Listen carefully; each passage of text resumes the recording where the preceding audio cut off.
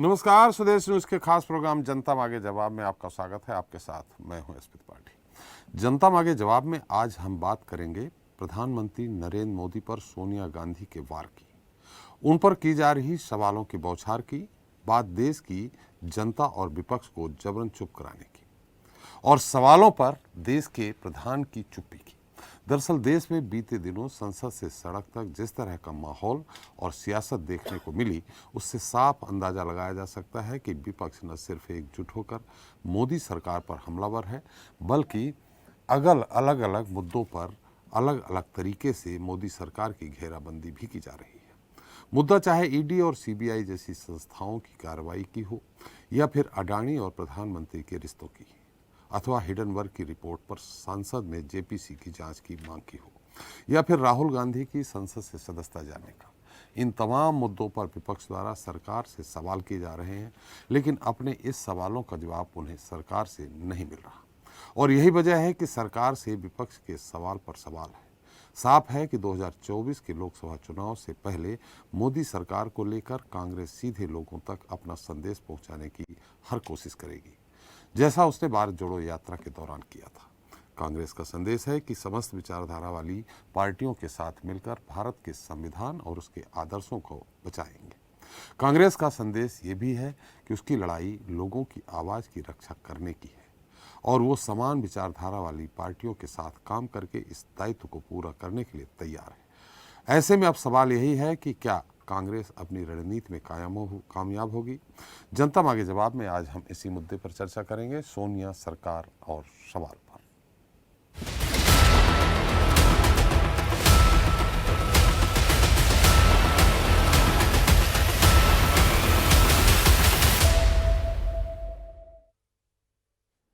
तो क्या प्रधानमंत्री की कथनी और करनी में फर्क है? क्या संसद में सरकार ने विपक्ष की आवाज दबाई है? क्या मोदी सरकार सरकारी संस्थाओं का दुरुपयोग कर रही है? और क्या प्रधानमंत्री विपक्ष के सवालों पर चुप्पी साध जाते हैं? ये वो सवाल हैं जो सोनिया गांधी द्वारा प्रधानमंत्री नरेंद्र मोदी से पूछे गए हैं। दरअसल सोनिया गांधी ने जबरन चुप कराना भारत की समस्याओं को हल नहीं कर सकता शीर्षक नाम से एक अंग्रेजी अखबार में आर्टिकल लिखा है, जिसमें उन्होंने लिखा कि प्रधानमंत्री नरेंद्र मोदी के बयान आज के सबसे महत्वपूर्ण मुद्दों की उपेक्षा करने या इन मुद्दों से जनता का ध्यान हटाने के लिए होते हैं। सोनिया गांधी ने अपने आर्टिकल में सरकार पर संसद में विपक्ष की आवाज़ दबाने, ईडी और सीबीआई जैसे एजेंसियों का दुरुपयोग करने, मीडिया की आज़ादी खत्म करने और देश में नफरत और हिंसा का माहौल बनाने जैसे आरोप लगाए हैं। उन्होंने अपने लेख में यह भी लिखा है कि देश को चुप करा देने से देश की परेशानियां हल नहीं हो जाएंगी। पीएम मोदी जरूरी मुद्दों पर चुप है, उनकी सरकार के कामकाज से करोड़ों लोगों की जिंदगी प्रभावित होती है। सोनिया गांधी ने आगे लिखा कि बड़े मुद्दों पर उनसे जो भी जायज सवाल पूछे जाते हैं, उस पर प्रधानमंत्री चुप्पी साध लेते हैं। सोनिया गांधी ने देश के मौजूदा हालात पर लिखा कि बीजेपी और आरएसएस के लोगों ने देश में जिस तरह से नफरत और हिंसा को बढ़ावा दिया था, वह और बढ़ती जा रही है। आज धार्मिक त्योहार दूसरों को धमकाने का मौका बन गए हैं, लेकिन हिंसा को प्रधानमंत्री नज़रअंदाज करते आ रहे हैं। इससे साफ पता चलता है कि उनकी मंशा क्या है, वे इन गंभीर मामलों में कुछ क्यों नहीं बोलते। आज प्रधानमंत्री जो अपने भाषणों में कहते हैं, वो देश की जनता को भटकाने का काम किया जा रहा है। उनकी कथनी और करनी में अंतर क्यों है? सोनिया गांधी के लेख में बेरोजगारी, महंगाई, सालाना बजट और अडानी स्कैम से जुड़े सवालों का भी जिक्र शामिल है। लेकिन जो सबसे अहम बात सोनिया गांधी ने अपने लेख में लिखी है, वो ये है कि अगले कुछ महीने लोकतंत्र की परीक्षा के हैं। पीएम की सभी कोशिशों के बावजूद भारत के लोगों को चुप नहीं कराया जा सकता और हम चुप होंगे भी नहीं, क्योंकि आने वाले कुछ महीनों में हमारे लोकतंत्र की कड़ी परीक्षा होनी है। हमारा देश इस वक्त दोराहे पर है, क्योंकि नरेंद्र मोदी की सरकार हर शक्ति का गलत इस्तेमाल करने पर आमादा है और बड़े राज्यों में चुनावों को प्रभावित कर रही है। ऐसे में सवाल यही है कि क्या प्रधानमंत्री सोनिया गांधी के सवालों पर चुप्पी तोड़ेंगे, और यदि वे सोनिया के सवालों का जवाब देंगे तो कब और कैसे। और आने वाले महीने में लोकतंत्र की परीक्षा में कौन पास होगा और कौन फेल, इसी विषय पर चर्चा करेंगे जनता मांगे जवाब में, सोनिया, सरकार और सवाल में। तो चलिए इस पर चर्चा करते हैं। इस मुद्दे पर चर्चा करने के साथ मौजूद हैं बीजेपी समर्थक आलोक वत्स जी हैं, कांग्रेस नेता संदीप त्रिपाठी जी हैं, जेडीयू की प्रवक्ता हैं के त्रिपाठी जी, हमारे साथ टीएमसी नेता हैं संजय सरकार जी, और चर्चा में हमारे साथ है स्वदेश न्यूज़ के managing editor RP. Srivastava ji. आप सबका बहुत बहुत स्वागत है। वत्स साहब, मेरी आवाज़ आ रही है आपको? अमरपाल जी आए थे उसमें, अमरपाल शर्मा। वत्स साहब, मेरी आवाज़ आ रही है आपको? आलोक जी, मेरी आवाज़ आ रही है आपको?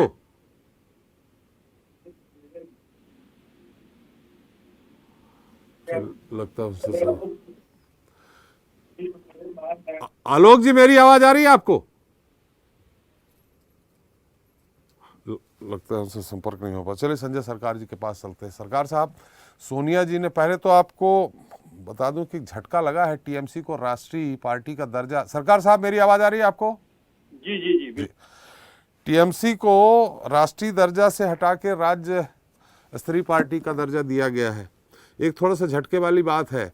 ऐसे में तो निश्चित तौर पे राष्ट्रीय पार्टी का जिसको दर्जा है तो प्रधानमंत्री पद का विपक्ष की तरफ से वही दावेदार होगा। और सोनिया जी ने पीएम मोदी को चिट्ठी लिखी, कई तरह की बातें लिखी है उन्होंने, जिससे सबसे महत्वपूर्ण बात ये लिखी है एक तरह से परोक्ष रूप से उन्होंने कि त्योहारों के नाम पे हिंसा फैलाई जा रही है। देखिए, मेरे पार्टी नेशनल पार्टी है नहीं है, बड़े बात नहीं है। बड़े बात है हम जनता को साथ में 365x24 है कि नहीं है। हम जनताओं को बीच में सेवाओं पहुंचा सकते नहीं के। एक रात में 12-1 बजे आधी तूफान आया है, बारिश गिर रहा है, वो बरसात के रात में मेरे कार्यकर्ता एक प्रेग्नेंट औरत को हॉस्पिटल तक पहुंचा पाते कि नहीं है। एक जो खाना, जिसको खान पीन नहीं मिल रहा है उसको खाना पहुंचा पा रही कि नहीं के। एक आदमी को तकलीफ हो उसको घर तक पहुंच पा रही कि नहीं। ये सबसे बड़े बात होता है, हम सेवा दे पा रहे कि नहीं। नेशनल पार्टी है नहीं है, ये भारतीय जनता और निर्वाचन आयोग के एक जोक साजिश की तरफ से एक उल्टा सीधा होते जा रहा है। रह गया सोनिया गांधी का सवाल। सोनिया गांधी जो सवाल पूछ रहा, भारतीय जनता पार्टी जवाब। भारतीय जनता पार्टी जवाब कैसे देंगे बताइए? तो आप कैसे दे पाएंगे? अच्छा बताइए, तो लास्ट 9 साल होते जा रहा है और 1 साल हो जाएंगे तो 10 साल हो जाएंगे। भ्रष्टाचार का कमी है क्या? भ्रष्टाचार का कमी कहाँ से? ये एक तरफ से बोल रहा है चाइना, आपको मालूम चीन अपना अरुणाचल में 11 जगह अपना जगह का नाम कर लिया है। लद्दाख में 65 पेट्रोलिंग पॉइंट है, जहां पर 26 पेट्रोलिंग पॉइंट जो है चाइना कब्जा करके बैठ गया है। ले का जो मतलब जो पुलिस सुपर है पीडी नित्ता होम मिनिस्टर को लेटर लिख के ये बात बोला है। मेरे बात नहीं है, हम जो बात बोल रहे हैं हम अखबारों से पढ़ के हम आपको सामने बोल रहे हैं। लगे जो ये रह गया भ्रष्टाचार के मामले में। अच्छा, विनोद अदानी कौन है? विनोद अदानी कौन है? विनोद अदानी है आपको गौतम अदानी के बड़े भाई साहब। वहां पर चाइना में चैंग चुंग लिंग एलाइस लिंगो चैंग बोल के एक आदमी है, उनको साथ में पार्टनरशिप में बिजनेस कर रहे हैं। आपको मालूम है मोद्रा पोर्ट में चाइनीज लोग घुस गया है, पूरे बूढ़े तरफ से घुस गए हैं, आबादी बैठाना चालू कर दिए हैं। मैं आपको जो 29,80,000 करोड़ रुपया आप लेके बैठ गया है। इसको जो जावा डबल इंजन सरकार वेपन कहीं केलेंकारी, येदियुरप्पा कहीं केलेंकारी, कहीं घोटाला होता है। ये बड़े बड़े घोटाला होते रहता है। कोई भी घोटाला का जवाब ना मोदी दे पाता है ना दे पाएंगे, और इसको जवाब है नहीं है। जवाब नहीं रहने के कारण विपक्ष की जो आवाज होता है वो म्यूट कर देना पड़ता है। म्यूट क्यों कर देना पड़ता है? अगर विपक्ष की आवाज आ जाएंगे जनता को बीच में, तो वो जनताओं को बीच में जनता जानकारी हो सकता है। जो भारतीय जनता पार्टी जैसे भ्रष्टाचार के पार्टी वर्ल्ड में नहीं है। क्यों मैं नहीं बोल रहा, CNN हाउस बोल रहा है वर्ल्ड का चौथा भ्रष्टाचार पार्टी है भारतीय जनता पार्टी है। पहले भ्रष्टाचार पार्टी नवाज शरीफ का पाकिस्तान मुस्लिम लीग है। ये मैं आपको जो जानकारी दे रहा है CNN हाउस, एक एक हाउस के बारे में हम बता दे रहा है, कब बोला कैसे बोला, हम सब कुछ पेपर कटिंग चाहिए तो वो भी हम आपको भेज सकते हैं। सर, पेपर कटिंग पेपर में लिखी हुई बात कटिंग में कहीं किसी पेपर में छप गई, उसको आप इस पे ऑथेंटिक कैसे बोल सकते हैं? अच्छा, अगर नहीं हो, अगर ऑथेंटिक नहीं है तो मोदी सरकार उसको खिलाफ केस क्यों नहीं कर रहे हैं? जी, केस क्यों नहीं कर रहा उसके खिलाफ? बोलिए झूठ है, ये झूठ भी बोल नहीं पाएंगे। क्यों इसको हकीकत का है? ये 56 इंच का सीना नहीं है, ये चूहे का सीना है। 56 इंच का सीना रहता तो चाइना मेरा 11 अरुणाचल के 11 जगह में उसका नाम नहीं लिख रहा था। अब लद्दाख में नाम उसने लिख लिया वहां पे आ थोड़ी गया, जहां नाम लिखा है वहां पे कब्जा थोड़ी कर लिया है चाइना ने। कब्जा कर लिया भाई, कब्जा कर लिया। कोई कब्जा नहीं किया है, चाइना ने नाम बदला है। आलोक जी आपके पास आ रहा हूँ। आलोक जी आपके पास सभी के सवालों नहीं कर रहे हैं। सभी से सवाल करके आपके पास आ रहा हूँ। आप अंत में इसका उत्तर दे दीजिएगा, आप पॉइंट नोट कर लीजिए जी। पीडी नेता लेकर जो पुलिस सुपर है उसने होम मिनिस्टर को लेटर लेकर लिखा, मेरे बात नहीं है। चैलेंज करना चाहते तो मैं चैलेंज का जवाब दे सकता हूँ, चाहे कोर्ट में चैलेंज करे, जनता को बीच में चैलेंज करे, चाहे आपको मीडिया के माध्यम से चैलेंज करे, हम चैलेंज एक्सेप्ट करते हैं इसको कहीं भी। चल इसको कहीं जवाब देने का इसको जगह नहीं है, ये जवाब दे नहीं पाएंगे। आप बताइए तो 9 साल में कितना आदमी को नौकरी मिला है? साल में चल नौकरी की बात नहीं है, आज सोनिया जी की चिट्ठी की बात है। सोनिया जी की जो चिट्ठी लिखी है उसका आप समर्थन करते हैं? सोनिया जी की चिट्ठी का समर्थन करते हैं आप? नहीं, हम सोनिया जी को लेटर का बिल्कुल समर्थन करते हैं। मोदी जवाब दे नहीं पा रहे कोई भी सवाल का। जवाब देने का बस इसको बस कोई सवाल का उत्तर नहीं है, नहीं दे सकते हैं। और आपको एक चीज आपको बता देने चाहते हैं, ये जो मतलब जो भ्रष्टाचार जो है, भ्रष्टाचार ये माउंट एवरेस्ट को छू के निकाल गए हैं, ठीक है। ये कभी ये हिंदुस्तान में जो है, हिंदुस्तान खत्म हो चुके हैं। चलिए सरकार साहब आपकी बात आ गई। हम और लोगों से पूछ लेते हैं कि वो समर्थन करते कि नहीं। के त्रिपाठी जी हैं, जनता दल यूनाइटेड से हैं। के त्रिपाठी जी, मेरी आवाज आ रही है आपको? त्रिपाठी साहब मेरी आवाज आ रही है आपको? मैं स्काइप से ही कनेक्टेड हूँ, मुझे आवाज आ रही है जी। त्रिपाठी साहब, सोनिया जी ने चिट्ठी लिखी, बहुत सारी चिट्ठी क्या लिखी है उन्होंने, एक अंग्रेजी अखबार को में अपना लेख प्रकाशित किया है। उसमें बहुत सारी चीज़ें हैं, हिंसा से लेके भ्रष्टाचार से लेकर के, और ज़रूरी मुद्दे खासकर महंगाई और जैसे मुद्दों पे प्रधानमंत्री जी चुप क्यों हैं, जवाब क्यों नहीं देते। तो आप उनके पत्र से संतुष्ट हैं और आप उनके पत्र का समर्थन करते हैं क्या त्रिपाठी जी? देखिए, हम तो इन पत्र का समर्थन करते हैं जी। देश की जो हालात है जी, चाहे वो बेरोजगारी का मुद्दा हो, चाहे किसानों को 2.5 गुना उनके उपज का दाम देना हो, चाहे वो आपके महंगाई का मुद्दा हो, ये सारे मुद्दे हमारे देश के सामने हैं। और इस मुद्दे पर हम सोनिया गांधी ने जो कुछ कहा है, लिखा है, उसका हम समर्थन करते हैं। और भारतीय राजनीति में आप देखिए, ये जो लोकतंत्र है, इस लोकतंत्र की रक्षा होनी चाहिए। और जितनी भी तमाम जो संस्थाएं देश की हैं, उन संस्थाओं के ऊपर भी कहीं कहीं उनको कमजोर किया जा रहा है। और इसके लिए भारतीय जनता पार्टी इसकी जिम्मेदार है। और भारतीय जनता पार्टी के साथ दूसरा सवाल ये है कि उन्होंने दो करोड़ रोजगार देने के लिए कहा था, वो कहाँ हवा हवाई है। आज भी बेरोजगारी है और महंगाई का आप देख रहे हैं, गैस सिलेंडर का दाम बढ़ गया है, किसानों की उपज का दाम नहीं मिल रहा है। ये सारी समस्याओं के जड़ जो है वो भारत सरकार है। और वो सरकार कहीं न कहीं कटघरे में होती जा रही है। और विपक्ष की टेका के लिए माननीय नीतीश कुमार जी ने जो प्रयास किया है पूरे देश में सारे नेताओं से मिलकर के, वो एक बड़ा सकारात्मक प्रयास है। और उस प्रयास से मुझे लगता है कहीं न कहीं कोई चीज भारतीय जनता पार्टी को घेरने के लिए काफी होगा। क्योंकि आज जिस मुखरता के साथ सोनिया गांधी ने पत्र लिखा है, वो एक मौलिक पत्र है और आज की जनता की और देश की आवाज का पत्र है। इससे कहीं न कहीं वो भारतीय जनता पार्टी को कटघरे में खड़ा होना पड़ेगा, क्योंकि वो 10 साल सत्ता में रही जी। और 10 साल में सत्ता में जो आने के बाद जो जनता के हालात हैं, जो ग्राउंड जीरो रिपोर्ट है, जो धरातल पे भारतीय जनता पार्टी का है, वो कहीं न कहीं आईना दिखा रहा है देश। और इससे कहीं न कहीं भारतीय जनता पार्टी को सोचना होगा। और अगर इसको डैमेज कंट्रोल नहीं करेंगे तो मैं आपके इस चैनल के माध्यम से बताना चाहता हूं कि अगर विपक्ष एक हो गया तो 60% का वोट की जो भागीदारी देश में, वो कहीं न कहीं भारी पड़ेगी और इनको सत्ता से बाहर जाना पड़ेगा। चलिए, विपक्ष एक हो तब तो सबसे बड़ी बात है। संदीप त्रिपाठी जी हमारे साथ हैं। संदीप जी, मेरी आवाज आ रही है आपको? जी जी जी।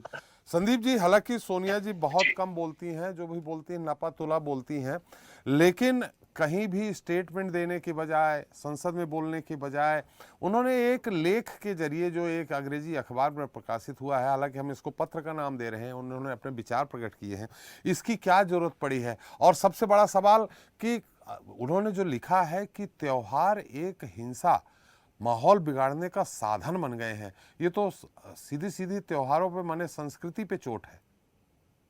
देखिए, बिल्कुल भारतीय जनता पार्टी जिस प्रकार से, आप देखिए अभी पश्चिम बंगाल में क्या हुआ और वहां से कौन निकल कर आ रहे हैं। अभी आगरा की आपकी जानकारी में एक घटना होगी कि हिंदू महासभा ने जाकर स्वयं गाय कटवाई।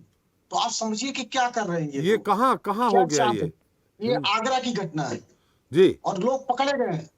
तो ये समझिए इनकी मंशा। आप कुछ जागरूक, हम जैसे समाज सेवी, आप जैसे समाज सेवी लोगों की वजह से ये बात संज्ञान में अगर आ जाती है, और अगर ना आई होती तो दंगा हो गया होता। तो ये किस तरीके से क्या मानसिकता पल रही है, और उस पर देखिए भाजपा या तो कंफ्यूज है या तो देश को कंफ्यूज कर रही है जी। तो एग्जाम्पल मैं देता हूँ।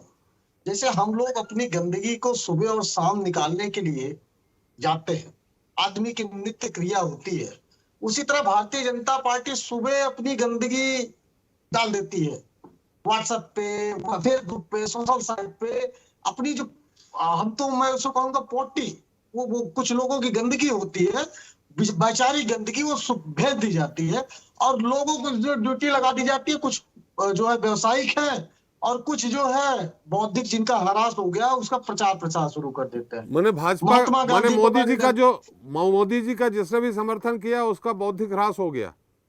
नहीं, मैं क्यों कह रहा हूँ हरास। देखिए त्रिपाठी जी, मैं कोई अनर्गल बात करने के लिए या एलिगेशन लगाने के लिए नहीं बैठा हूँ। जो बात मैं कहूंगा तथ्यात्मक कहूंगा। देखिए, नेहरू जी को गाली देना, उनका चरित्र हनन करना, फर्जी फोटोज, फिल्म की फोटो दिखाकर सोनिया जी को बियर, बस दुनिया भर की गालियां निकाली जाती है। महात्मा गांधी जी का चरित्र हनन किया जाता है, महात्मा गांधी जी के बारे में बहुत सारी अफवाहें फैलाई जाती है। ये कौन करता है? भारतीय जनता पार्टी करती है। अगर नहीं करती है तो इसके खिलाफ कार्रवाई नहीं करती है। अगर आप नहीं करते हो तो इसके खिलाफ कार्रवाई करनी चाहिए। आप देश के वो राष्ट्रपिता है। लेकिन देखिए दूसरी तरफ, एक तरफ जो है राष्ट्रपिता महात्मा गांधी जी से इनको इतनी नफरत है, लेकिन उनका चरखा चाहिए इनको। चरखा बिना काम नहीं चलना है। चरखा चाहिए, बाहर जाएंगे तो नाम चाहिए। तो ये कंफ्यूज लोग हैं। अब देखिए जिस तरीके से अभी आप बात, अब एक चीज जो लेख उन्होंने लिखा है, जो आर्टिकल लिखा है, उसमें 2-3 मिनटों के अभी मैं बात करूंगा, आगे हम चर्चा में है, फिर आगे बात होगी। देखिए उन्होंने ये कहा कि सांप्रदायिकता लगातार त्योहारों के माध्यम से कई तरीके से फैल रही है और उस पर कोई कार्रवाई नहीं हो रही। मोदी जी आते हैं, प्रज्ञा ठाकुर जी ने क्या कहा महात्मा गांधी जी के बारे में? उन्होंने कहा मेरा दिल कभी माफ नहीं कर पाएगा। आज सांसद बनकर बैठी है। कैसा भाई आपका दिल है? मतलब आप माफ नहीं कर पाएंगे, लेकिन वो आज त्रिपाठी जी थोड़ा सा रोकना हम ये चाहेंगे। उन्होंने त्योहार का नाम लिया, मतलब त्योहार मनाना बंद कर दें हिंदू लोग? नहीं, बिल्कुल नहीं भाई, बिल्कुल। हम तो चाहते हैं कि स्वतंत्रता से मनाए। हिंदू लोग क्यों? बात क्या हिंदू मुस्लिम की है ही नहीं है। नहीं, अगर आज रमजान, सुन लीजिए, त्योहार एक हिंसा फैलाने का साधन बनते जा रहे हैं, ये क्लियर लिखा है उन्होंने। नहीं, मैं यही तो बता रहा हूँ। देखिए रामनवमी को क्या हुआ जी, अब तो अभी मैं कई रिपोर्ट देख रहा हूँ। अब वहां से जो आ रही है, वहां से जहां जिस जगह पे मस्जिद पर पत्थर चलने की बात होती है, 7 जुलूस बाई नेम मैंने देखा है रिपोर्ट, जो ग्राउंड जीरो की रिपोर्ट है। 7 जुलूस निकल जाते हैं। एक दिलीप घोष साहब है, कोई वहां के माफिया टाइप के, गुंडा टाइप के, वैसे भाजपा में गुंडा टाइप के लोग होते ही हैं। तो वो जो जाते हैं, उसके बाद वहां पर पत्थरबाजी करते हैं, फिर उधर से पत्थरबाजी होती है। तो ये दंगे करने वाले लोग हैं। और एक चीज आप समझिए, जहां इनको सत्ता मिल जाती है, दंगा खत्म। इसलिए दंगा ही नहीं करते। अब आ जाते हैं दूसरी चीज। आपका मतलब यह है कि चाहे बिहार हो या बंगाल हो, यहाँ भारतीय जनता पार्टी की सरकार नहीं है, इसलिए दंगे हो रहे हैं। करा रहे हैं, लोग पकड़े गए हैं। ऐसे नहीं कह रहा हूं, पकड़े जा रहे हैं जी। बिल्कुल ये लोग कराते हैं। आप समझिए, मैंने आगरा की घटना बताई। अभी एक घटना और मैं बता दे रहा हूँ। कल अभी सुदर्शन पे मैं परसों में डिबेट पे था। एक मुस्लिम व्यक्ति ने एक हिंदू लड़के की हत्या कर दी जी। अब उस पे विश्व हिंदू परिषद से लेकर पूरी भाजपा वहां पर जो है आंदोलन कर रही है। छत्तीसगढ़ की घटना है ये, छत्तीसगढ़ की है जी। एक मुस्लिम ने एक हिंदू की हत्या कर दी। और वही हमारे यहाँ पर आप उमेश पाल की हत्याकांड हुआ, मुस्लिमों ने मारा? कौन सब हिंदू परिषद कहाँ चला गया? वो हिंदू तो सोने चला जाता है क्या? जहाँ मुस्लिम जहाँ जो है भारतीय जनता पार्टी की राज है या सरकार है। ये जो सेलेक्टिव हिंदूवादी लोग हैं, ये सच्चाई में ये दंगाई है। चलिए संदीप जी इसका उत्तर हम आलोक जी से ले लेते हैं। आलोक जी, मेरी आवाज आ रही है आपको? जी आ रही है।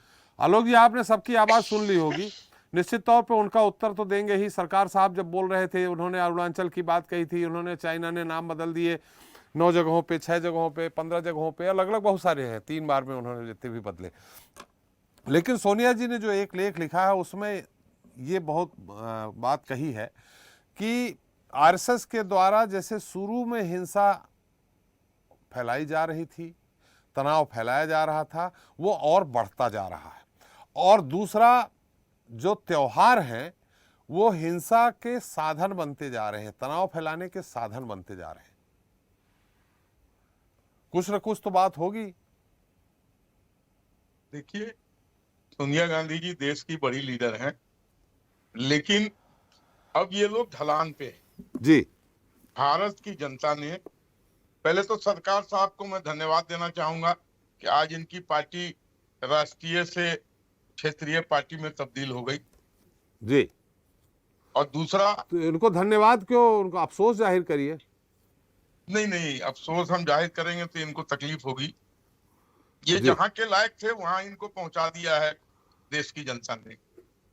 और दूसरी चीज कि जो सरकार साहब ने कहा कि 11 जगहों पर, अब मान लीजिए दिल्ली का नामकरण मैं कर दूं मुजफ्फराबाद, जी तो मेरा हो जाएगा क्या? जी। चाइना ने 11 जगहों के नाम बदले हैं और 5 पहाड़ की चोटी के नाम बदले हैं। तो क्या नाम बदलने से ये उनका हो गया? जी। चाइना इस बात को अच्छी तरीके से समझता है कि 3600 किलोमीटर का जो ओपन बॉर्डर था 1962 में, आज का भारत 1962 का भारत नहीं है। तलवान में, तवांग में, सब जगह इनको हमने पीछे धकेला।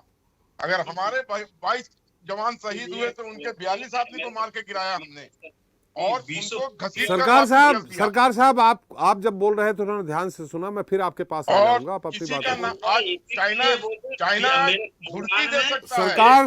सरकार साहब मैं फिर आ जाऊंगा उनके बाद। आप थोड़ा शांति रखिए, शांति रखिए। आईटीबीपी के फोर्सेस और हमारे सैन्य जवान जी, अरुणाचल हो, लद्दाख हो या फिर ये भूटान का बॉर्डर हो, वहां पर कहीं पर ये घुसने की कवायद नहीं कर सकते हैं। इन्होंने क्या किया? जिसके साथ दोस्ती का हाथ बढ़ाया, आज उसको किस हाल में छोड़ दिया है। इसका जीता जागता उदाहरण पाकिस्तान है, जो आज वहां से आवाज उठ रही है कि हमें नरेंद्र मोदी जैसा एक नेता चाहिए। ये और क्या किया इन्होंने श्रीलंका के साथ? जी, उसके साथ इन्होंने उसको क्रेडिट लाइन दिया और आज उसको किस हाल में। चलिए हमारे सवाल पे आ जाइए। सोनिया जी के पत्र, सोनिया जी के जो लेख छपा है, सोनिया गांधी जी ने कहा है कि उत्सव हमारे यहाँ लड़ाई में तब्दील होता है। तो मैं ये पूछना चाहता हूं, हिंसा फैलाने का साधन बनते जा रहे हैं। हिंसा फैलाने का साधन है तो ये साधन सिर्फ मस्जिदों से क्यों पत्थर फेंके जाते हैं? जी, आज तक किसी हिंदू मंदिर से एक भी कोई मुसलमान के पर्व त्योहार पर कोई पत्थर फेंकने की एक मिसाल पेश करें। ये क्यों सिर्फ मस्जिदों से ही फेंका जाता है? जी, जो 600 साल की गुलामी से उभरे हुए हम लोग हैं, आज सनातन धर्म जाग चुका है। वो अपने कुकृत्यों को, जितनी भी ऐतिहासिक कुकृत्य हुए हैं, उसको हम लोग या तो कोर्ट के माध्यम से या आर्कियोलॉजिकल सर्वे के माध्यम से, हम तलवार और गजवाए हिंद और गर्दन छोटा करने की बात करके लेने की बात नहीं करते हैं। हम कोर्ट का सहारा लेते हैं, आर्कियोलॉजिकल सर्वे का सहारा लेते हैं। उन्होंने देखिए हम दूसरी तरफ जा रहे हैं। आलोक जी, जान लीजिए, आलोक जी, हम दूसरी तरफ जा रहे हैं। सोनिया जी का ये कहना है, सोनिया जी का, आलोक जी नहीं छोड़ेंगे। आलोक जी, सोनिया जी ने अपनी जो विचार प्रस्तुत किए हैं, जो उन्होंने लेख में लिखा है वो इस तरह लिखा है कि प्रधानमंत्री जी इन सारे मुद्दों पे चुप क्यों हैं। शांति और सौहार्द का एक भी अपील उन्होंने नहीं की कि शांति और सौहार्द बनाए रखें। हिंदू त्योहार जो अभी रामनवमी आया है, खासकर उस मुद्दे को लेकर, और साफ साफ संदीप त्रिपाठी जी ने आरोप लगाया है कि दंगे करवाए जा रहे हैं जहां भारतीय जनता पार्टी की सरकार नहीं है। मुझे एक चीज बताइए आप कि लॉ एंड ऑर्डर स्टेट का सब्जेक्ट होता है जी। दंगे हुए बंगाल में किसकी जिम्मेदारी है? ममता बनर्जी की। फेलियर किसके पुलिस की है? ममता बनर्जी की। बिहार में दंगे हुए किसकी सरकार है? जेडीयू और आरजेडी की। किसकी पुलिस फेल हुई? किसका इंटेलिजेंस फेल हुआ? नीतीश कुमार का। तो जहाँ कहीं भी ऐसा जी, ये बोल बुचन करके निकाल जा रहा है कुछ। जी जी जी बोलिए आलोक जी। कि हिंदू पकड़े गए हैं, एक भी भारतीय जनता पार्टी के लीडर का नाम गिना देंगे चलिए तो जिसको किसी पुलिस ने गिरफ्तार किया हो और उसको चार्जशीट किया हो? कथनी और करनी में अंतर है। चलिए ये संदीप जी गिनाएंगे आगे चलकर। मोदी के नेतृत्व में देश आज विश्व की 5वीं अर्थव्यवस्था में आकर खड़ा हो गया है। चलिए आज अर्थव्यवस्था की बात नहीं है, आज देश में 2004 से 2014 तक आज देश में आज सोनिया गांधी के लेख पर और नफरत और हिंसा जो फैलाई जा रही, जो उन्होंने आरोप लगाया, उस पे बात है। हम मोदी जी पूरे विश्व के सबसे बड़े गुरु बन जाएं, सबसे बड़े लीडर बन जाएं, उस पे बात ही नहीं। उस पे जब बात होगी तो हम आपसे बात करेंगे। इन्होंने कहा था कि भारतीय जनता पार्टी के लोग पकड़े गए हैं, तब मैं ये जवाब दे रहा हूँ। चलिए संदीप जी पकड़े। छत्तीसगढ़ में खैर आंदोलन हुआ है। श्रीवास्तव जी आपकी इस पे टिप्पणी हमें चाहिए, फिर एक बार फिर सरकार साहब के पास चलेंगे। श्रीवास्तव जी।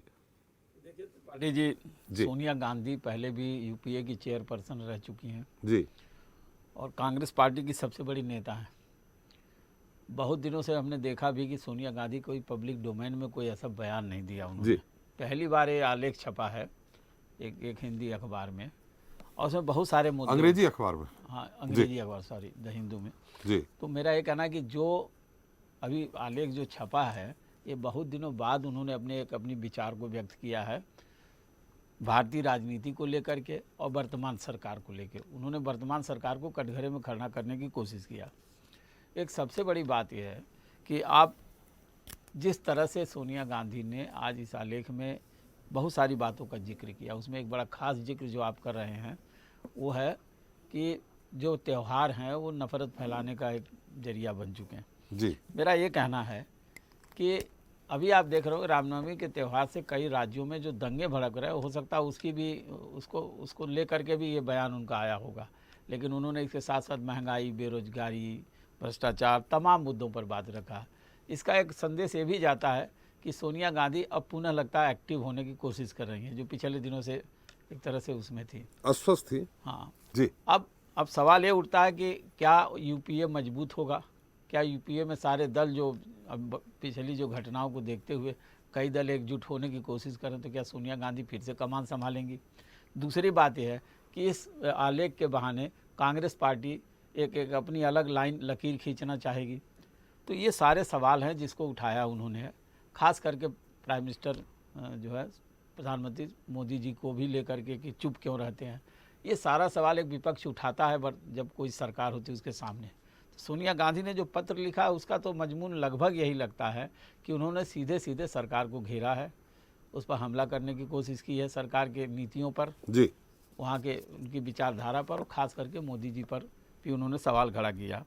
इसका मतलब ये होता है कि भारतीय राजनीति में लगता है सोनिया गांधी एक बार पुनः प्रासंगिक होने की कोशिश कर रही हैं। जी जी। सरकार साहब, आलोक जी जब कह रहे थे तो आप बीच में हमने आपसे अनुरोध किया था कि उनकी बात आ जाने दीजिए, फिर हम आपसे उत्तर ले लेंगे, आप जो भी कहना चाह रहे हैं। उन्होंने बहुत मार्के की बात कही है कि आप किसी को भी आप, सरकार साहब मेरी आवाज आ रही है आपको? जी जी जी। मार्के की बात कही कि चाइना ने अपने नक्शे में नाम बदल दिया है, तो उससे क्या वो उन शहरों में, उन चोटियों में कब्जा कर लिया है क्या? आपको नहीं लग रहा है चाइना उस इलाका कब्जा करके उसको जो चाइना का मैप के अंदर में उसको नाम को लिख लिया है? आपको नहीं लग रहा है का ये सब जो हो रहा है ये झूठ है? आप ही बोल सकते हैं। आप ये नहीं लग रहा है लद्दाख में 65 पेट्रोलिंग पॉइंट है, जहां पर 26 पेट्रोलिंग पॉइंट चाइना ने कब्जा करके बैठ गया। हम नहीं बोल रहे हैं, पीडी नित्य जो लेकर पुलिस सुपर है वो होम मिनिस्टर को लिख रहा है लेटर, वो लिख रहा है, खुद ही नहीं बोल रहे हैं। अच्छा, ये बोल रहा है जी इसका पार्टी बहुत अच्छे पार्टी है। मैं एक छोटा सा सवाल के जवाब मध्य प्रदेश के बारे में, आपको तो चैनल मध्य प्रदेश से है। अच्छा, ये नहीं, मेरा चैनल नेशनल है मध्य प्रदेश से जी। मैं आपको बता रहा हूँ, मध्य प्रदेश में 21 बहाली के लिए 17 करोड़ रुपया खर्चा कर दिया गया था। 17 करोड़ रुपया खर्चा कर, एक बहाली के लिए 80 लाख रुपया खर्चा कर दिए थे। ये पैसा जो है, ये कांग्रेस का जो विधायक था मेवाराम जाटने ने 1 मार्च के दिन में विधानसभा में ये सवाल उठाया था। 21 बहाली के लिए 17 करोड़ रुपया खर्चा के, एक बहाली के लिए 80 लाख रुपया, कहाँ ये पैसा काटमानी गया और कौन से जेब से? किसकी बहाली के लिए? किसकी बहाली के लिए? 21 स्टेट गवर्नमेंट 21 वैकेंसी के लिए 17 करोड़ रुपया खर्चा किया था। एक वैकेंसी के लिए 80 लाख रुपया खर्चा हुआ था। मैं नहीं कह रहा हूँ, कांग्रेस के जो विधायक है विधानसभा में 5 मार्च के दिन में मेवाराम जाट ने ये सवाल पूछे थे विधानसभा में। विधानसभा ने पूछा 21 बहाली के लिए अब 17 करोड़ रुपया खर्चा किया था, ये क्या कारण है? एक बहाली के लिए 80 लाख रुपया खर्चा होता है। ये जो पैसा जो कहाँ एडवर्टाइजमेंट में खर्चा किया इसने, किसको जेब में गया और रिटर्न वहां से किसको जेब से पैसा काटना नहीं इसको जेब में आया? ये सवाल का जवाब आलोक जी नहीं देंगे क्या? मैं तो पूछने चाहता है। देखिए, भ्रष्टाचार का मैं थोड़ा थोड़ा नमूना उठाता हूँ, पूरा नमूना उठाएंगे तो आपको चैनल में हम बात खत्म नहीं कर पाएंगे जी। तो संक्षेप में जी, संक्षेप में उठाइए तो ज्यादा अच्छी बात है, वो सुन भी पाएंगे आलोक जी। हम लोग सड़क में तो उठाते हैं, सड़क में तो उठाते रहते हैं हमेशा, ये सवाल का जवाब देते रहता है। आ रहा हूँ आलोक जी, आप सुन लीजिए फिर मैं उत्तर ले लूंगा आपसे। मैं जो बता रहा है, गालवान में एक मेरे 21 फौजियों को चाइना का सेना लोग आके यहाँ पर मार के चला गया। चीन का जो सेना लोग है मार के निकाल दिया है। ये बड़े बड़े भाषण देता है, चाइना कुछ नहीं पाता। ये 62 के बात नहीं है, 65 का बात, मार के क्यों जा रहा है भाई? इलाका क्यों दखल करके ले रहे हैं लोग जी? आप लाइन ऑफ कंट्रोल जो है वो थोड़ा अच्छा तरह से जान के बैठ के यहाँ डिबेट कीजिए तो अच्छा लगेंगे। क्यों, देखिए हम लोग जियोग्राफी का भी स्टूडेंट है और जियोग्राफी के बारे में हम लोग को जितना नॉलेज है शायद आपको भी उतना नॉलेज हो सकता है, नहीं भी हो सकता। अगर जियोग्राफी हम नहीं पढ़ा है तो इसके लिए आपको कोई गलती नहीं है, ना आपको ये पढ़ना बहुत जरूरी है। चलिए, तो अगर इतिहास को मुगल का नाम हटा दीजिएगा, आप भ्रष्टाचार का उदाहरण दे रहे थे, आप भ्रष्टाचार का उदाहरण दे रहे थे। का नाम बदल सकता है? नहीं बदल सकता सरकार जी, भ्रष्टाचार का नाम, आप भ्रष्टाचार का उदाहरण दे रहे थे। नहीं, मैं हर उदाहरण दे रहे हैं। देखिए, आप मुगल का नाम इतिहास से हटा दिया, मेरे कोई एतराज नहीं है। इतिहास पढ़ के सब कुछ जानना चाहिए। अब्राहम लिंकन को भी जानना चाहिए, जॉर्ज वॉशिंगटन को भी जानना चाहिए, आपको फ्रेंच में जो क्रांति हुआ उसको भी जानना चाहिए, इटाली में जो आपको जो क्रांति हुआ तो उसको भी जानना। गिलोटिन जो बनाए थे, जैसे मोदी आज ईडी सीबीआई लगा रहे हैं ना, जो गिलोटिन बनाया था फ्रांस में, फ्रांस के रिवॉल्यूशन को बंद करने के लिए उसको गिलोटिन में उसको मरना पड़ा, जो गिलोटिन बनाया था। मेरा सवाल यही है, आने वाला समय जो ईडी सीबीआई आज आप कर रहे हैं, वो ईडी सीबीआई कल आप ही को पीछे भागेंगे तो आप कैसे उसको रुकिएगा? पहले आप अपनी सरकार बनाइए तब तो भागेंगे। देखिए, ईडी सीबीआई किसको होता है मालूम है? 272 जिसको होता है उसको ईडी सीबीआई होता है जी। ये तो सुप्रीम कोर्ट को बोल ही दिया है, ये मालिक का तोता है। मालिक जैसे बोलेंगे वो ऐसे ही करेंगे। आका बोलो, चिराग ऐसे घसेंगे, आका बोलो, आका बोलना, बोलो क्या करना है, जाओ नरेंद्र मोदी को उठा के लेकर, नरेंद्र मोदी को उठा के लेकर जाओ, अमित शाह को उठा के लेकर। ये सपना है अभी आपका, पहले सरकार तो बनाइए। सपना नहीं है, लोकतंत्र में कोई ज्यादा दिन नहीं रहता है। अगर स्टालिन से देखिए, चेशेस्टूक से देखिए, नाजीबुल्लाह से देखिए, आप जहां तमाम देखिए, स्टालिन ने क्या किया था, पूरा यूरोप को मतलब बंदूक कर दिया था। हिटलर को देखिए, नेपोलियन बोनापार्ट को देखिए, नाजी को देखिए, आप इतिहास देख लीजिए। लोकतंत्र में कोई ज्यादा दिन नहीं रखता है। हम भी बंगाल में ज्यादा दिन नहीं रहेंगे, हकीकत बात है। अब भारतीय जनता पार्टी जो सपना देख रहे, सपना नहीं है। इसको भी 2004 में अटल जी को सब बहुमत दे दिया था, बाद में अटल जी सरकार ही बना नहीं पाए हैं, सरकार बनाने का बहुमत भी नहीं मिला।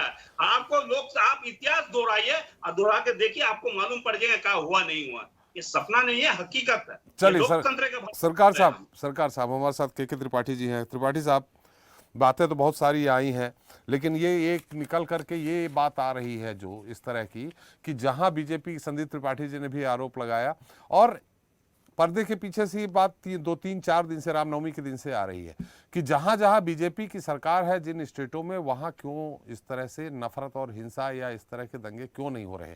सिर्फ बिहार में ही हो रहे हैं तो निश्चित तौर पे आलोक जी ने कहा कि लैंड ऑर्डर की जो जिम्मेवारी है, कानून व्यवस्था की जिम्मेवारी है, राज्य सरकार की है। तो बिहार में हुआ, बंगाल में हुआ, बंगाल में भी जिम्मेवारी है। त्रिपाठी जी, कानून व्यवस्था की जहां तक बात है जी, बिहार में कानून व्यवस्था कभी बिगड़ी नहीं जी, लेकिन इस बार के जो रामनवमी में जो कांड हुआ उसकी पहले बात कर रहे हैं आप, जी। हास्यास्पद बात कर रहे हैं। चलिए आलोक जी आ रहे हो। जी जी त्रिपाठी जी, बिहार में जो हो रहा है वो किराया हुआ, वो तो माननीय नीतीश कुमार जी ने कहा है कि जिसने कराया है उसके खिलाफ सख्त से सख्त कार्रवाई हो, क्योंकि ये तो लॉ एंड ऑर्डर का सवाल है। कब होगी? और इस पे कहीं न कहीं विपक्ष हो जाएगी, का हो हाथ है। जाएगी आलोक जी, कोई अभी कहे आपके ना पास मुझे आऊंगा कोई तब हो दे। जाएगी। जी, लेकिन ये जांच का विषय है, अभी जांच चल रही है और जो इस पे पकड़े जाएंगे उनके साथ कड़ी से कड़ी सजा दी जाएगी। ये तो काम लॉ एंड ऑर्डर का है और सरकार का काम, हम इसको स्वीकार कर। लेकिन इतने दिन हो गए, अब तक तो पकड़ जाना चाहिए ना त्रिपाठी जी। त्रिपाठी जी, और अन्य प्रदेशों में भी इस तरीके की घटनाएं हुई जी, तो ये घटनाएं कहीं न कहीं एक साजिश के तहत की गई है, मैं इसको स्वीकार करता हूँ। और ये स्वीकार इसलिए करता हूँ क्योंकि भारतीय जनता पार्टी का जो इसके पहले इनका चरित्र और चेहरा था वो सब दुनिया जानती है, देश जब भी जानता है। और उसके तहत ही ये एक कार्रवाइयां जो जहां स्टेटों में हुई हैं उससे लॉ एंड ऑर्डर को थोड़ा सा धक्का लगा है। और ये एक अच्छी बात नहीं है क्योंकि ये देश गांधी का देश है, गौतम का देश है, कृष्ण का गीत है, देश है जहां पे लोगों को आपस में मिलजुल कर रहना है। ये गंगा जमुनी का तहजीब का देश, और इसमें नफरत फैला करके, नफरत का बीज बो करके आप बहुत दिन तक सत्ता में बने नहीं रह सकते। ये सवाल है, ये सवाल आप जनता जानती है कि हमको किसको अगले चुनाव में लाना है। अगर मैं आपके चैनल के माध्यम से त्रिपाठी जी कहना चाहता हूं कि अगर विपक्ष की एकता हो गई तो ये दूर दूर तक सत्ता के नहीं दिखाई पड़ेंगे, ये मेरा मानना है। और ये जो दंगा हुआ है, इन दंगा की जितनी निंदा की जाए वो कम है। और नफरत जो बोया जा रहा है ये देश के लिए बड़ा घातक है, और कहीं न कहीं ये देश में कैंसर न बन जाए और लोकतंत्र से प्रभावित न हो जाए, ये भी एक सवाल है। और इसको सबको मिलजुल करके ठीक करना पड़ेगा, नहीं तो लोकतंत्र का सवाल जो है वो कहीं न कहीं कटघरे में है। और ये मैं मानता हूं कि एक अघोषित देश में जो चल रहा है, अघोषित इमरजेंसी जो चल रही है, वो कहीं न कहीं अघोषित कैसे बोल सकते हैं आप? अघोषित इमरजेंसी कैसे बोल सकते हैं? क्या टारगेट किया जा रहा है? ऐसा लगता है कि विपक्ष के लोग ही भ्रष्टाचारी है। और यहाँ इनके यहाँ कोई मशीन ऐसी है आलोक जी के यहाँ जिसमें वो डाल देते हैं तो उसमें सब साफ होकर के निकल जाते हैं। एक से एक भ्रष्टाचारी, मैं इस चैनल के माध्यम से उनका नाम लेना नहीं चाहता हूं। ये आप भी जानते हैं कि तमाम लोगों को लेकर के इन्होंने उस मशीन में डाला जो बाहर से ले आए हैं। उसमें आयात आई हुई मशीन जो आई है, उस मशीन के द्वारा सबको शुद्धिकरण कर दे रहे हैं। ये इनको कहीं कहीं एक चिंता का विषय है। देश आज महंगाई से जूझ रहा है, देश आज बेरोजगारी से जूझ रहा है। तो आप भी शुद्धिकरण करा लीजिए ना त्रिपाठी जी। जो 2.5 गुना त्रिपाठी जी, शुद्धिकरण आप भी करा लीजिए ना। सवाल को, जवाबों को हटा करके तमाम प्रदेशों में जो इस तरीके की घटनाएं की गई हैं वो कहीं न कहीं विपक्ष को कमजोर किया जा रहा है। त्रिपाठी जी, आप भी शुद्धिकरण करा लीजिए। भाई शुद्धिकरण तो यही करेंगे, शुद्धिकरण तो ये करते ही भाई, इनके यहाँ तो वैसी मशीन लगी हुई, उस मशीन में डाले तो कल शुद्ध हो जाएंगे। जी आलोक जी, फिर मैं संदीप जी के पास जाऊंगा। आलोक जी बोलिए। देखिए, पहले मैं सरकार साहब की बात का जवाब दूंगा जी कि ये हमें भ्रष्टाचार में और क्या क्या नहीं बोला इन्होंने अभी। मैं इनसे पूछना चाहता हूं जी कि पार्थो चटर्जी के घर से जो करोड़ों रुपया बरामद हुआ जी, वो किसका था? उन्हीं का था, उनको पार्टी से निकाल दिया गया। वो भ्रष्टाचार किसके रेजिम में हुआ था? वो किसके मंत्री थे? वो ममता बनर्जी के सबसे बड़े विश्वास पात्र थे। उनकी संलिप्तता गवर्नमेंट सरकार से मिली हुई थी। उसके बाद जो और पशुपालन में जो दूसरे आदमी पकड़े गए वो किसके लोग थे? इसलिए ये कृपया भ्रष्टाचार की बातें हमसे ना करें। एक भी स्कैम नहीं हुआ है नरेंद्र मोदी के कैबिनेट में, ना कोई आज तक पकड़ा गया है, ना किसी के ऊपर उंगली उठी है। तो और रही बात जी, आप अडानी लेकिन आलोक जी, मैं ये जानना चाहता हूं कि आज तक आप एक दो नाम गिना दीजिए जो भाजपा का बड़ा लीडर हो, उसके यहाँ ईडी सीबीआई का छापा पड़ा हो। एक भी दो आप, क्या सारे देश में सब वो पाक साफ हैं? देखिए, अगर हमारे यहाँ कोई आदमी गलत करेगा जी, जैसे कि सेंगर ने गलत किया जी, नित्यानंद जी ने गलत किया, तो ये सब जेल के सलाखों के पीछे हैं। टेनी जी के बेटे ने गलत किया, जेल के सलाखों के पीछे हैं। लेकिन ऐसा कोई आदमी अगर गलत करेगा तो नरेंद्र मोदी जी उसको छोड़ने वाले नहीं है, चाहे वो हमारी पार्टी का हो, इससे कोई फर्क नहीं पड़ता। अडानी को क्यों नहीं कर रहा है? आपने 19 आदमी का एक समूह बनाया। एक मिनट सरकार साहब, आप बोल रहे थे तो मैं सुन रहा था। प्लीज इनको रोकिए। नहीं, यू प्लीज नो। सरकार साहब, मैं फिर आपके पास आ जाऊंगा। सरकार साहब, आप बोल रहे थे तो मैं चुपचाप सुन रहा था।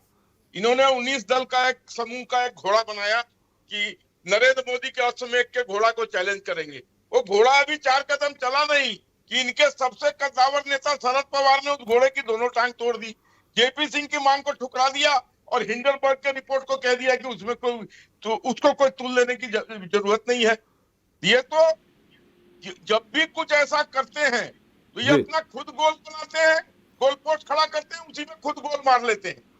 तो ये जिसको कहते हैं ना आत्मघाती हमला, ये ऐसा ऑपोजिशन है जो स्वयं आत्मघाती हमला करके नरेंद्र मोदी का अश्वमेध का घोड़ा जो चल पड़ा है, 2023 में भी राज्यों में हम 5 राज्यों में सरकार बनाएंगे और 2024 में तो हम क्लीन स्वीप मारेंगे। 303 नहीं 403 पर जाके दम भारत की जनता हमें चलिए। जी संदीप जी, काफी देर से आप इंतजार कर रहे हैं। जी, लगभग 20 मिनट हो गए। जी ठीक है, सरकार साहब आ रहा हूँ आपको। सरकार साहब वो नहीं दिखेगा, आपने दिखा रहे हैं। जी, सभी से रिक्वेस्ट है, कृपया सुनिए। जी, देखिए, हमारे आलोक बस जी, मुझे पता है कि ज्यादा से ज्यादा 1 मिनट में बोलूंगा। अभी जैसे पॉपकॉर्न आप देखते होंगे बनता होगा तो उछलता है, अभी उछलने वाले हैं। आप बोल दीजिए, मैं उनके पास फिर चला जाऊंगा। जी, तीनों आदमी तो बस से अभी हमारे साथी ने 2-3 महत्वपूर्ण सवाल उठाए और 2-3 चीजें बात की। जी, देखिए, अभी आपने कहा कि कितने लोग गिरफ्तार हुए। 183 लोग बिहार में गिरफ्तार हुए, आपकी जानकारी के लिए बता दूं। और उनके बचाव में आपके 2-3 छोट भैया चंगू मंगू के बयान भी आ चुके हैं। अब जो है आका का बयान आना बाकी है। माफियों के जो बिहार के आपके माफिया लोग हैं, एक शायद गिरिराज नाम है क्या उनका, हाँ, गिरिराज सिंह, ऐसे लोगों का बयान बहुत जल्दी आने वाला है। अब आ जाते हैं आपके मुद्दे पर। आपने कहा कि जो है बिहार में हुआ तो भारतीय जनता पार्टी का आदमी है। देखिए, मैंने कहा था ना कि 1 मिनट नहीं होगा, पॉपकॉर्न की तरह उछलेंगे। देख लीजिए, हम तो चलिए, वो पूछ रहे हैं कि भारतीय जनता पार्टी कार्यकर्ता है क्या, उसमें भारतीय जनता पार्टी के नेता है क्या? जी, आ रहे साहब, बता रहे, नाम भी बताएंगे। दिल्ली में बैठे। चलिए आलोक जी सुन लीजिए, आलोक जी सुन लीजिए।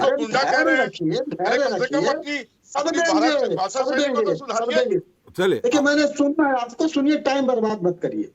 देखिए, अभी आपने कहा कि आपकी पार्टी के है क्या, आपकी मात्र संस्था जो आरएसएस है, जैसे जिहादी आतंकवादी अपने कार्यकर्ताओं का लेखा जोखा नहीं रखते हैं, जिसे स्लीपर सेल बोला जाता है, वैसे आपका आरएसएस लेखा जोखा नहीं रखता है।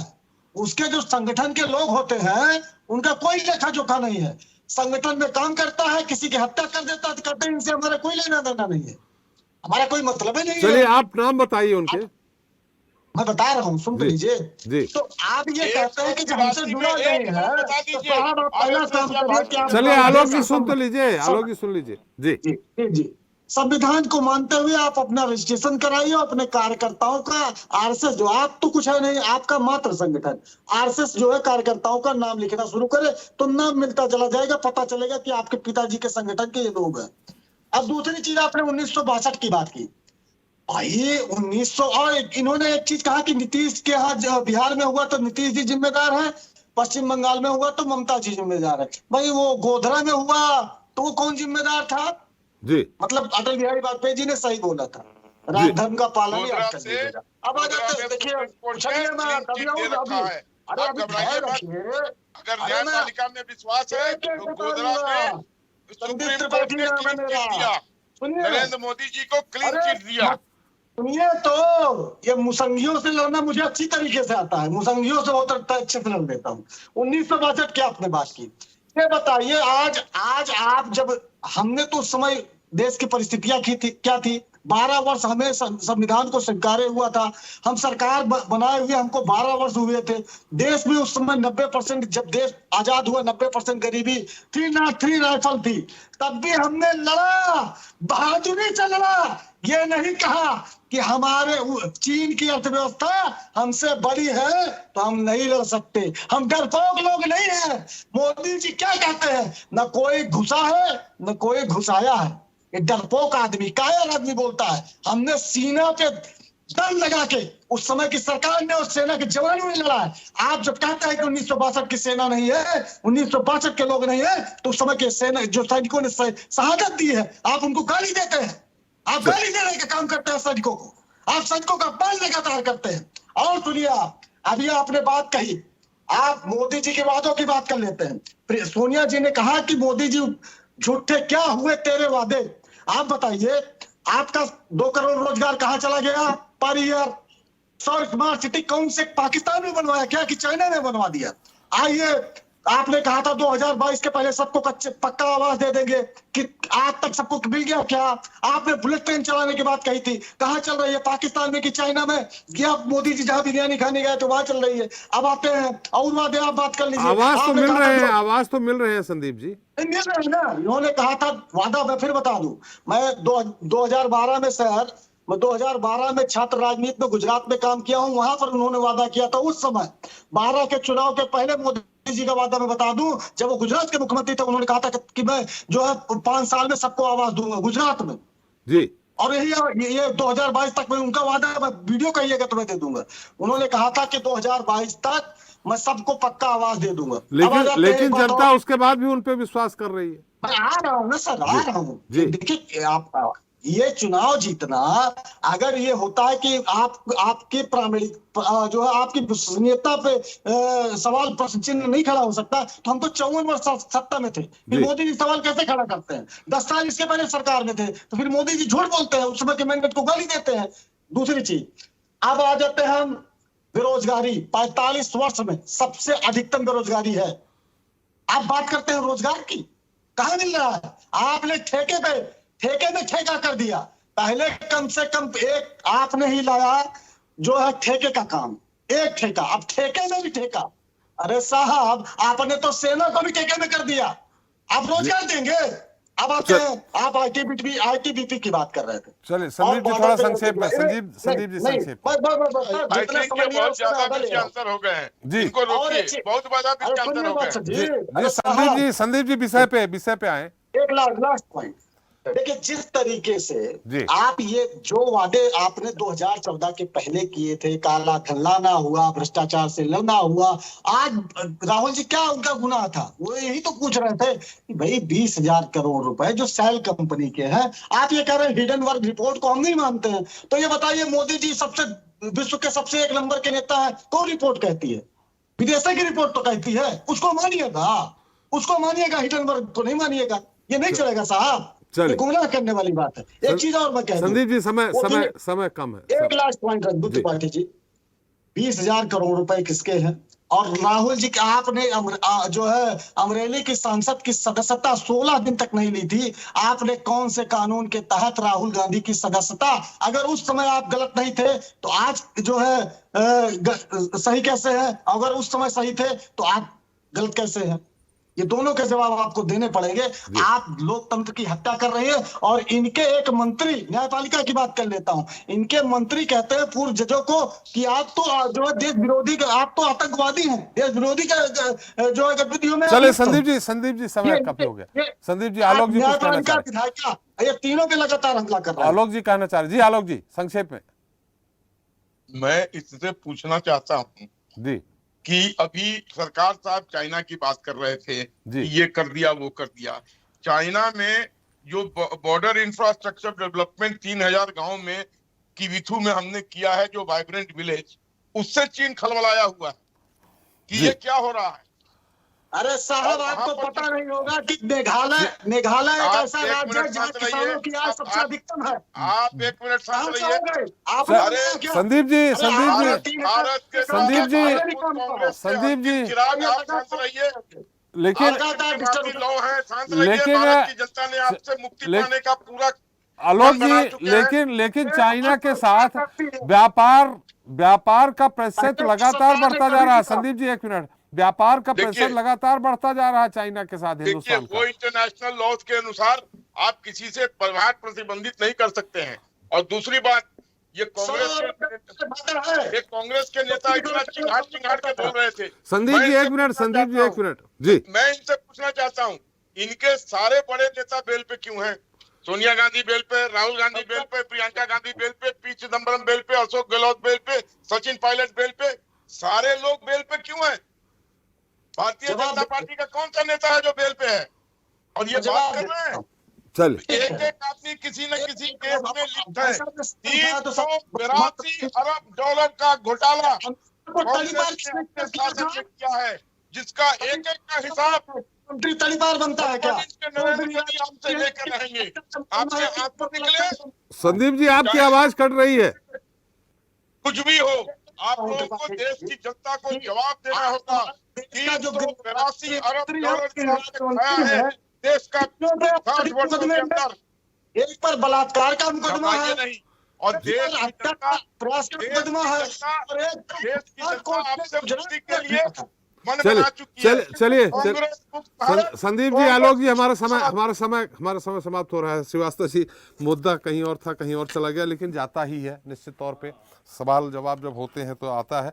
लेकिन सोनिया जी का ये पत्र कितना प्रभाव डालेगा विपक्ष को एक करने में? बिल्कुल सही कहा त्रिपाठी जी ने, आपने, कि ये जो पत्र है, उन्होंने इस बात का जिक्र भी किया कि समान विचारधारा वाली पार्टियां जो है आकर के और एक साथ जो विपक्ष, जो मजबूत विपक्ष के रूप में मोदी सरकार का जो वो करें, सामना करें। और ये पत्र इस वजह से भी है कि चूंकि वो पिछले टर्म में 10 साल तक जो सरकार चली, यूपीए की चेयरपर्सन थी, हमको लगता है कि उनकी लीडरशिप को विपक्ष जो है स्वीकार भी कर सकता है, क्योंकि वो अनुभव है उनको, बड़ी सीनियर लीडर हैं और उन्होंने इस प्रयोग में सफलता भी प्राप्त किया है। एनडीए के सामने यूपीए का निर्माण हुआ तो उसकी चेयरपर्सन हुई थी। तो हमें लगता है कि सारे मुद्दे जिस तरह से उन्होंने अपने लेख में उठाया है, और इसके आधार पर कहीं न कहीं एक मैसेज देना चाहती हैं सारे दलों को, विपक्ष को, कि ताकि एक बैनर के तले आकर के चुनाव लड़ें और वर्तमान सरकार का सामना करें। अब चाहे वो मुद्दा जो है भ्रष्टाचार का हो, चाहे लोकतंत्र बचाने का हो, या फिर जो भी बातें हों, उन सारी चीज़ों का जवाब मेरे ख्याल में ये पत्र जो है एक तरह से संजीवनी का काम करेगा। जी, चलिए, बहुत बहुत धन्यवाद आलोक जी आपका, संदीप जी आपका, के त्रिपाठी जी आपका, सरकार साहब आपका, और आरपी श्रीवास्तव जी आपका हमारे साथ चर्चा में शरीक होने के लिए और अपना अमूल्य समय देने के लिए। तो जनता मांगे जवाब में आज हमने बात की प्रधानमंत्री से पूछे गए सोनिया गांधी के सवालों की और उसमें लगाए गए आरोपों की।